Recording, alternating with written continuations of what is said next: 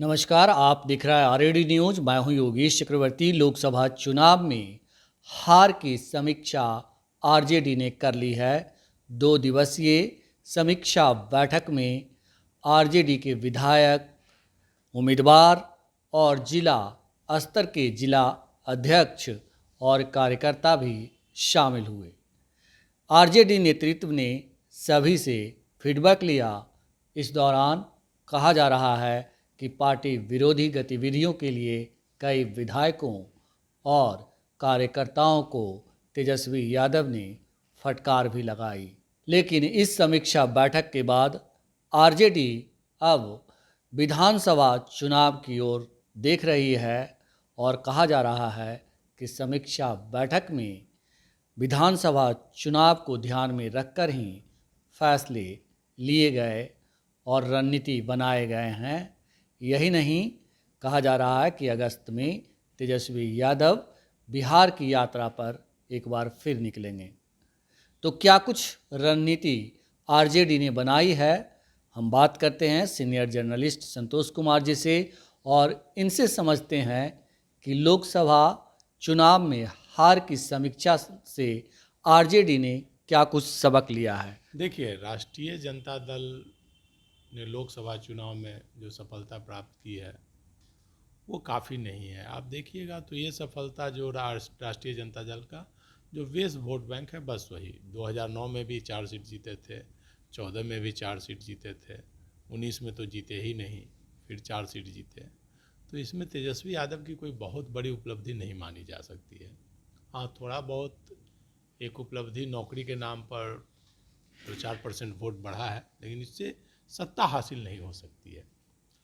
आप देख लीजिए मात्र कितने लोकसभा क्षेत्रों में उनकी विजय हुई है। मतलब टोटल इंडिया गठबंधन 60 से 70 सीट 68 लोकसभा सीटों पर विधानसभा 68 विधानसभा क्षेत्रों में बढ़त है। तो अगर अभी विधानसभा चुनाव होता है तो 68 ने 70 सीट इंडिया गठबंधन जीतेगी, तो अभी से भी कम जाएगी। अभी जो वर्तमान समय में इंडिया गठबंधन की सीटें लगभग 110 के आसपास है, तो उससे भी कम जाएगी। तो इसमें काफ़ी सुधार की ज़रूरत है। जैसे लोकसभा चुनाव में जो गलतियां तेजस्वी यादव ने की, मतलब राजनीति में झुकना होता है, मतलब अरना नहीं, अहंकार नहीं, जिद को त्यागना पड़ेगा। जैसे पूर्णिया में पप्पू यादव के लिए उन्होंने जिद ठान ली, नहीं, पप्पू यादव को नहीं देंगे। सिवान में हिना साहब को ले लीजिए, फिर महाराजगंज में प्रभुनाथ सिंह के बेटे को ले लीजिए, नहीं देना। इसी तरह कई सीटें हैं। इसके अलावा आप मीसा भारती को लड़ाना, ये सब निगेटिव पहलू है। रोहिणी को भी लड़ाना, परिवार से क्या लड़ाना है भाई? नीतीश कुमार आज 20 साल से हैं, कभी कहाँ चुनाव लड़ते हैं? अरे परिवार के सदस्यों को एमएलसी राज्यसभा भेजना चाहिए।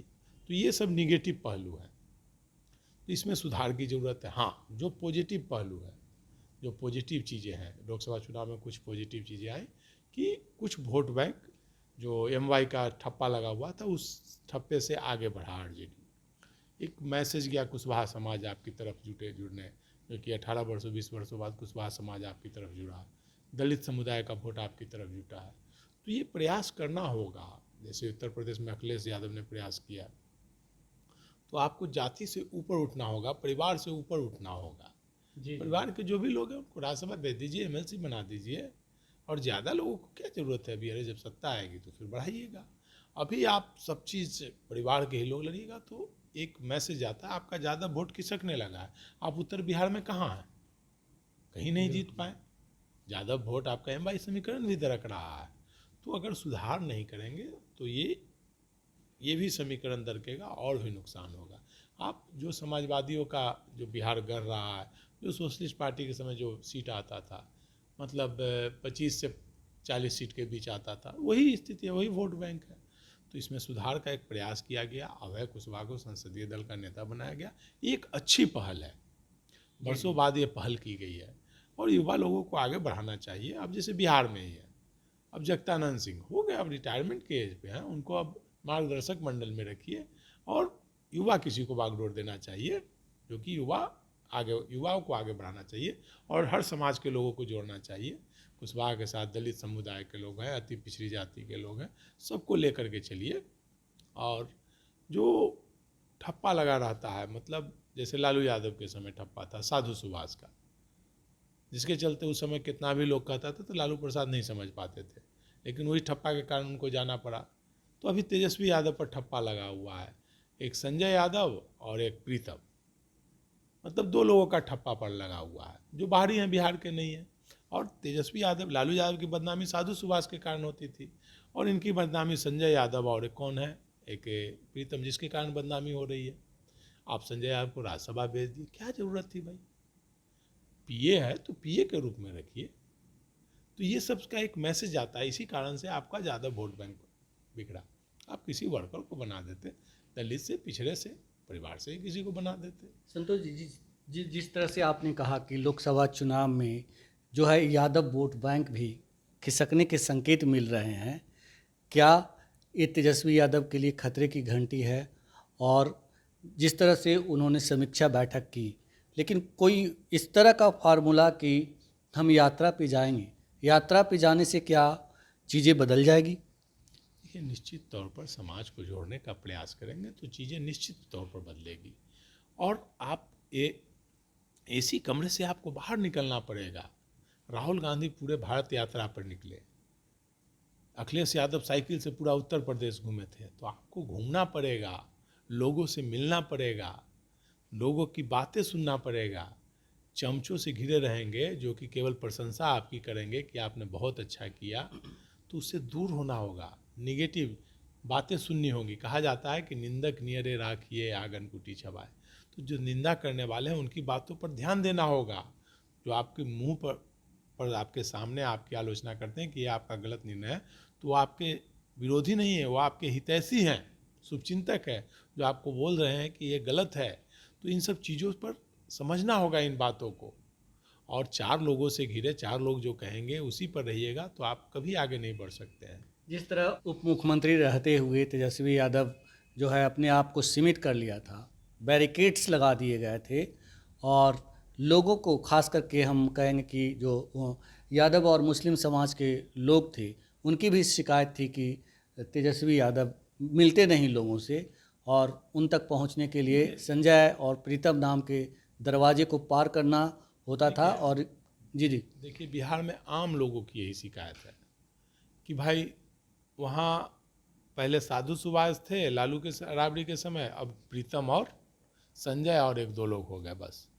अब वो जिससे चाहेंगे वही तेजस्वी यादव से मिल सकेंगे, और वो इंटरनल पॉलिटिक्स करने लगते हैं। जो उनके शुभचिंतक हैं, जो काम से आते हैं, उनसे भी नहीं मिलने देते। चाहे संजय यादव हो चाहे प्रीतम हो, लोगों से मिलने नहीं देते, लोगों से दूरी बना के रखते हैं। तो दूरी बना के रखेंगे तो दूरी तो बढ़ती ही जाएगी ना। मैं पहला नेता विरोधी दल देख रहा हूँ, मतलब विधानसभा में आज तक कर्पूरी ठाकुर रहे नेता विरोधी दल, सुशील मोदी रहे, उपेंद्र कुशवाहा रहे, विजय सिन्हा रहे, विरोधी लालू प्रसाद भी रहे। कभी विरोधी दल के नेता का चैम्बर में किसी को जाने से रोक टोक नहीं था। पहला विरोधी दल के नेता है तेजस्वी यादव, जो कि विधानसभा में भी उनसे कोई नहीं मिल सकता है, बॉडीगार्ड है। और संजय यादव और प्रीतम ने ऐसा कर दिया है, यहाँ तक कि विधानसभा में तो मुख्यमंत्री से के चैम्बर में भी कोई चला जाता है इजीली। बिल्कुल। लेकिन ये पहले भी नेता विरोधी दल हैं जिनके चैम्बर में कोई नहीं जा सकते हैं, पत्रकार भी नहीं जा सकते हैं। हाँ, हम लोगों की बिल्कुल, तो हमने भी कई बार प्रयास हम लोगों किए। की बात छोड़ दीजिए, मतलब कोई उनसे मिल ही नहीं सकता है। तो ये एक गंभीर मसला है। जब आप लोगों से नहीं मिलिएगा तो आपकी दूरी बढ़ती जाएगी, आप सच्चाई से दूरी बढ़ती जाएगी, आप सच्चाई से वाकिफ नहीं हो पाइएगा, तो उसका खामियाजा आपको भुगतना पड़ेगा। सच, सही और गलत, जितने ज़्यादा लोगों से मिलिएगा उतना ही आपको सही और गलत की पहचान होगी। नीतीश कुमार को देखिए, मुख्यमंत्री बने थे तो डेली आम दरबार लगाते थे, सभी लोगों से मिलते थे, उसमें सबको बोलने की आ जाती थी जितनी आलोचनाएं। 5 वर्षों तक नीतीश कुमार ने ये काम किया था। जो आलोचना करा वो भी सुनते थे, हाँ ऐसा है क्या। वो प्रशंसा नहीं बोलते थे, मेरे खिलाफ कौन क्या बोलता है। नीतीश कुमार की ये थी कि भाई खिलाफ में मेरे क्या बोलता है, आलोचना क्या, प्रशंसा नहीं बताइए। निगेटिव चीज़ क्या बोलते हैं कि नीतीश कुमार ने ये गलत किया है वो बताइए। वो सुनकर आज नीतीश कुमार 18, ऐसे ही नीतीश कुमार 18 वर्षों से नहीं है, ये सुनते थे। लालू प्रसाद ने बिहार में शासन 15 वर्षों तक किया, ऐसे नहीं किया। और आज भी लालू प्रसाद लोगों के दिलों में राज करते हैं, तो ऐसे नहीं। वो सबकी बात सुनते थे, क्या खिलाफ क्या बोल रहा है, आम आदमी के घर में जाके कि मेरे खिलाफ क्या बोल रहा है, तो लोगों की बात सुनते थे। लोग बोलता था कि आपको गाली देता है, मुंह पर सुनते थे लालू यादव। तो ये लालू यादव थे। आज लालू यादव जन जन के नेता हैं, लोगों के दिलों में बसते हैं लालू यादव। तो उनकी वजह ये है। आपका कहने का मतलब है कि यात्रा ही पर्याप्त नहीं है, यात्रा के साथ तेजस्वी यादव को ये सुनिश्चित करना होगा कि लोग उनसे इजीली मिल सकें और अपनी बातें उन तक रख सकें। देखिए, जब तक लोगों से मिलेंगे नहीं, सीधा संवाद नहीं होगा लोगों से, तब तक वो जनता का दुख दर्द समझ क्या पाएंगे, उनकी कमियां जान कहाँ से पाएंगे, अपनी कमियां जान कहाँ से पाएंगे। केवल संजय यादव जो बाहरी आदमी है और ये प्रीतम, ये आपको कमियां नहीं बता पाएंगे, ये आपको मुख पर प्रशंसा करेंगे।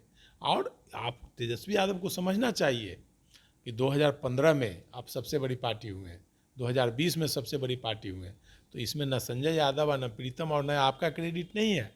15 में नीतीश कुमार के साथ गए, तब आप बड़ी पार्टी बने, और 20 में चिराग पासवान ने हर जगह कैंडिडेट करके वोट काटा, तब आप बड़ी पार्टी बने। अगर चिराग पासवान एनडीए के साथ रहते तो आप 25 से 30 सीट से ज़्यादा नहीं बढ़ पाते। और अभी भी स्थिति है, वही स्थिति है। चुनाव होगा तो आप 30-40 सीट से ज़्यादा नहीं जीत पाएंगे तेजस्वी यादव। लेकिन संतोष जी, जो संजय यादव हैं जिनकी बात छिड़ गई है, संजय यादव रणनीतिकार कहे जाते हैं। जब 2020 के विधानसभा चुनाव हुए थे तो मुझे याद है बिहार के हर अखबार, हर पोर्टल में खबर छपी थी कि संजय यादव जो है प्रशांत किशोर के भी मतलब आगे निकले और उन्होंने तेजस्वी को कहां से कहां पहुंचा दिया।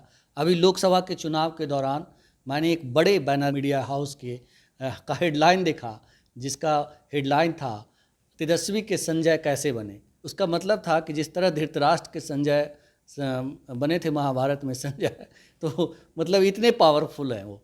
देखिए, कैसा है, कैसे पावरफुल है, कैसा ये बेवकूफ़ी। अगर तेजस्वी यादव उसको मानते हैं कि भाई वही क्रेडिट है, तो ये बेवकूफ़ी भरा कदम होगा। भाई एक बच्चा जानता है कि आप नहीं जीते हैं। आप चिराग पासवान के कारण आप सबसे बड़ी पार्टी बने हैं। चिराग पासवान, आप लोकसभा चुनाव में क्यों नहीं आप जीत पाए? लोकसभा चुनाव में आप क्यों नहीं जीत पाए? 4 सीट में क्यों सिमट गए? ये अपनी पीठ थपथपा रहे हैं कि हमारा वोट परसेंटेज काफ़ी बढ़ गया। 5%। ये देखिए कि लालू यादव के समय कितना वोट था। लालू यादव का समीकरण आया, कुशवाहा वोट थोड़ा बढ़ा, वो 4% 5% वोट बढ़ गया, उससे आप सत्ता हासिल नहीं कर सकते।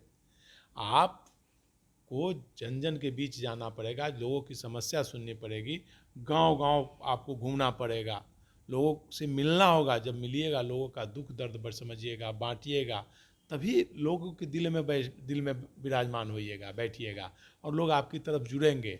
आप न किसी से मिलिएगा, न बात कीजिएगा। आप अभी नेता विरोधी दल है और पीएमओ की तरह सिस्टम, भाई अपॉइंटमेंट सिस्टम। अरे आपका दरबार तो, विरोधी दल के नेता का दरबार तो हमेशा खुला रहना चाहिए कि कोई भी आए, मिल सके, अपनी बात कर सके। तो ये इसको बनाना पड़ेगा और हर विधानसभा में जाना पड़ेगा। उनको जाएंगे, लोगों से मिलेंगे, वहाँ के समस्या सुनेंगे। वहाँ विधानसभा में जाएंगे तो वहाँ पता चलेगा कि कौन कैंडिडेट है, कौन और बेहतर कैंडिडेट है। तो जितना ज़्यादा घूमेंगे उतना मजबूत होंगे, लोगों से मिलेंगे, तभी आगे बढ़ सकते हैं और सत्ता में आ सकते हैं।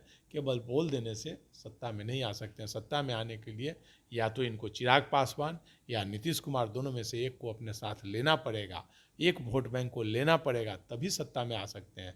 ऐसे सत्ता में नहीं आ सकते हैं। बिहार की राजनीति जो है जाति आधारित राजनीति है, सभी जातियों का वोट बैंक है, सब बटा हुआ है। कोई भाजपा के साथ है तो कोई चिराग पासवान के साथ है, तो कोई उपेंद्र कुशवाहा के साथ है, तो कोई नीतीश कुमार के साथ है, तो कोई लालू प्रसाद के साथ है, तो कोई कांग्रेस के साथ है। तो इनका समीकरण अभी अच्छा है। कांग्रेस को जोड़ा है, माले को जोड़ा है, वामपंथी दलों को जोड़ा है। इससे सत्ता हासिल नहीं होगी। किसी एक को और जोड़ना पड़ेगा इनको, चिराग पासवान को जोड़ना पड़ेगा या नीतीश कुमार को। नहीं तो नीतीश कुमार का जो वोट बैंक खिसक रहा है, जो अब नीतीश कुमार अपने आखिरी पायदान पे हैं, तो उस वोट बैंक को अपने पाले में लाना पड़ेगा। इसके लिए एग्रेसिव नहीं, गले लगाना पड़ेगा दलित समुदाय को, अति पिछड़ी जातियों को। नहीं तो आपका जो समाज है, जो एग्रेसिव समाज है, जो दलित और पिछड़ों को गाली देता है, मारता है, तो उससे आपका वोट बैंक बिखरेगा। केवल गमछी नचाने से नहीं होगा, हाथ हिलाने से नहीं होगा, लोगों के दिलों में राज करना पड़ेगा, तभी आप सत्ता में आ सकते हैं। ऐसे नहीं। हाँ, ये यात्रा अच्छी है, अच्छी बात है कि यात्रा पे निकल रहे हैं, लोगों से मिलेंगे, हर विधानसभा जाएंगे, वहाँ समीक्षा करेंगे, तो ये इनको लगातार अभी से करना पड़ेगा, तभी सत्ता इतनी आसानी से नहीं मिलती है। इनको मिल गई लालू प्रसाद के कारण, नेता विरोधी दल बन गए, उप मुख्यमंत्री बन गए, लेकिन मुख्यमंत्री बनने के लिए इनको और संघर्ष करना पड़ेगा, काफ़ी संघर्ष करना पड़ेगा, पूरे बिहार का भ्रमण करना पड़ेगा, हेलीकॉप्टर से नहीं बाई रोड जाना पड़ेगा, गांव-गांव में, हर जिला में ठहरना पड़ेगा, हर प्रखंड में ठहरना पड़ेगा, लोगों के घर में जाकर खाना खाना पड़ेगा, लालू यादव और राहुल गांधी से सीखना पड़ेगा, नीतीश कुमार से सीखना पड़ेगा, तब जा कर के सत्ता हासिल होगी। इतनी आसानी से नहीं, सत्ता अभी बहुत दूर है। अगर कोई इनको गफलत में डाल रहा है कि भाई संजय यादव या कोई इनको सत्ता के करीब पहुंचा देंगे, तो नामुमकिन है। फिर 40 से 50 सीट में सिमट के रह जाएंगे, जो इनकी राजनीति है। इनको सभी दलों को जोड़ना पड़ेगा, तभी सत्ता हासिल होगी, नहीं तो दिल्ली अभी दूर है। तो तेजस्वी यादव के लिए वरिष्ठ पत्रकार संतोष कुमार जी ने बड़ी बात कह दी कि तेजस्वी यादव को बिहार में सत्ता चाहिए तो प्रीतम और संजय के आंखों से बिहार देखना छोड़ें और अपनी आंखों से बिहार देखें, लोगों को गले लगाना सीखें, रस्सी तनवाने की जो प्रवृत्ति है उसे हटाएं, तभी उन्हें सत्ता मिलेगी। अन्यथा दिन में सपने जितना देखना हो, जिस तरह का देखना हो, देखते रहें। फिलहाल इतना ही। आप हमें फेसबुक पर फॉलो करें, यूट्यूब पर सब्सक्राइब करें, लाइक करें, शेयर करें और कमेंट कर अपना बहुमूल्य सुझाव और विचार जरूर दें। धन्यवाद।